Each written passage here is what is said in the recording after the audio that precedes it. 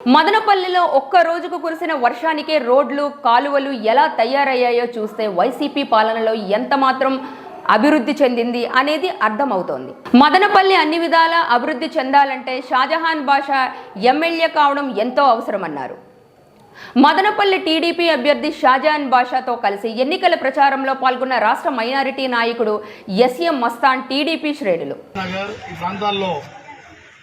Telugu Desam party ఉమ్మడి అభ్యర్థి షాజహాన్ బాషా గారి అన్నతో ప్రచారం చేస్తా ఉంటే ఈరోజు ప్రజల ఆదరణ చూస్తే ఏ విధంగా ఉందంటే 5 ఏళ్ల నరకయాతన నుంచి బయటపడేదానికి సమయం వచ్చిందన్న ఉత్సాహంతో ఈరోజు మాకు స్వాగతం పలుకుతున్నారు.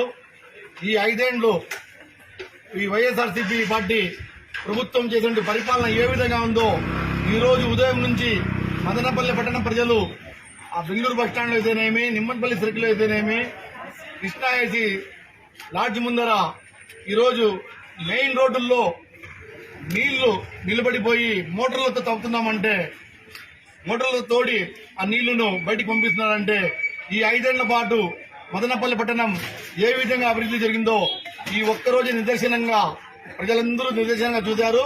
కాబట్టి రాబోయే ఎన్నికల్లో తెలుగుదేశం పార్టీకి ఘన విజయంతో ఈ నియోజక ప్రజలందరూ మమ్మల్ని ఆదరిస్తారని ఆశిస్తూ సెలవుతున్నారు. వైఎస్ఆర్సీపీ నుంచి ఎంతో క్రియాశీలకంగా వైఎస్ఆర్సీపీలో పనిచేస్తే నబీద్ అహ్మద్ ఈరోజు తెలుగుదేశం పార్టీలో చేరడం జరుగుతూ ఉంది. ఆయనకి మేము స్వాగతిస్తున్నాము.